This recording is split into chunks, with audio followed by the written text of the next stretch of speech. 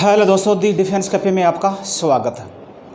दोस्तों आज अपना जो विटामिन्स का पूरा जो चैप्टर था, मैंने पीछे आपको ए के बारे में, डी के बारे में, सी के बारे में, ई और के बारे में, सी के बारे में बता दिया। अब विटामिन बी है और विटामिन बी के बारे में आप याद रखना, ये क्या है, विटामिनों का कॉम्प्लेक्स है जो B1, B2, B3, B5, B6, B9, B00, ये बड़ा विटामिनों का क्या ग्रुप है। तो यहाँ से कौन कौन सी विटामिन से क्वेश्चन बार बार पूछे जा रहे हैं, तो उसी पर मैं चर्चा करूँगा। वैसे तो मैं आपको सभी विटामिन के रासायनिक नाम बता दूंगा कि क्या क्या रासायनिक नाम है, कौन कौन से रोग होता है वो बता दूंगा, लेकिन आपको मैं थोड़ा सा उसी चैप्टर पर बात करूंगा जो बार बार क्वेश्चन अपने आ रहे हैं। तो वो कौन सा चैप्टर है, तो वो यहाँ चलिए फिर हो जाएगा अपना विटामिन बी वाला चैप्टर, विटामिन बी। ठीक है, अब विटामिन बी के बारे में देखिए दोस्तों। विटामिन बी के बारे में देखिए कि विटामिन बी से हमें कौन कौन सी विटामिन को यह ग्रुप है। तो मैंने आपको पहले ही बताया था B1, B2, B3 है। तो सबसे पहले अपन बात है कि विटामिन बी की खोज किसने की थी। पहले ही मैंने बताया था आपको कि विटामिन बी की जो खोज की थी, तो वो आपको याद रखना मैकुलर ने की थी। किसने की थी? मैकुलर ने। जो विटामिन ए और बी की खोज किसने की थी? मैकुलर ने की थी। अब सबसे पहले चलते हैं कि जो विटामिन B1 है और विटामिन B1 का रासायनिक नाम क्या है। जो विटामिन B1 है और इसका रासायनिक नाम क्या है। तो दोस्तों जो विटामिन B1 है, इसका रासायनिक नाम है थायमिन। क्या नाम है? थायमिन। और इसकी कमी से कौन सा रोग हो जाता है? इसकी कमी से आपको याद रखना बेरी रोग हो जाता है। कौन सा रोग हो जाता है? इसकी कमी से, विटामिन B1 की कमी से बेरी रोग हो जाता है। यहाँ से देखिए आपको, ये जो थायमिन रासायनिक नाम है, ये बेरी रोग है दोस्तों। ये क्वेश्चन बार बार कंपटीशन में आ रहा है। ये बेरी रोग हर कंपटीशन में बार बार आ रहा है, आपको याद रखना। ठीक है ना। अब ये थायमिन किसका सबसे अच्छा स्रोत है? जो काजू होता है ना, काजू में सबसे ज़्यादा ये थायमिन पाई जाती है।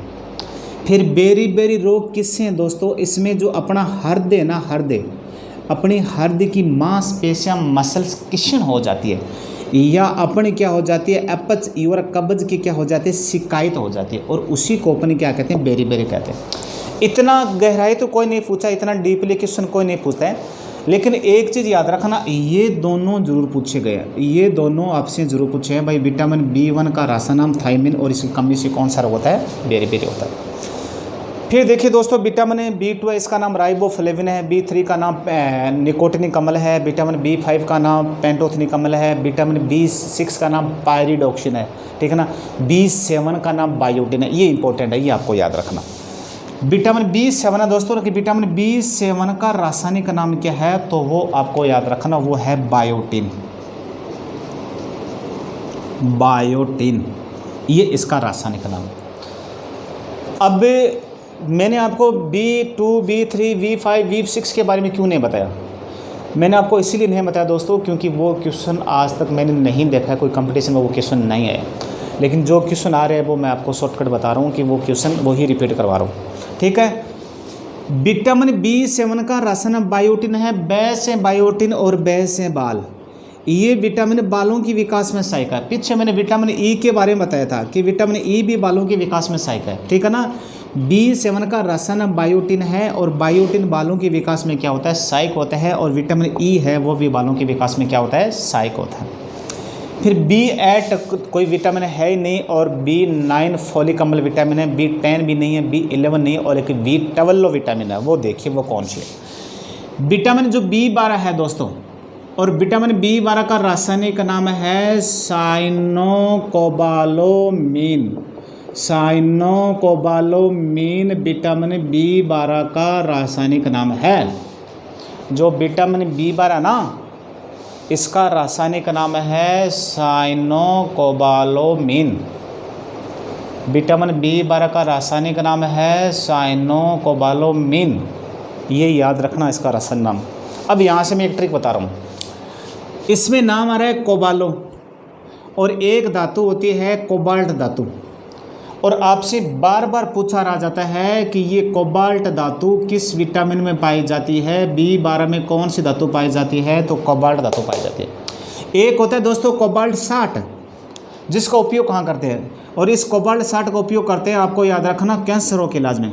जो कैंसर रोग है ना, और कैंसर रोग इलाज में इस कोबाल्ट 60 का उपयोग करते हैं। लेकिन ये जो कोबाल्ट धातु है और ये किस विटामिन में पाई जाती है, तो विटामिन B12 में पाई जाती है या साइनोकोबालामिन में पाई जाती है। अब देखिए आपको,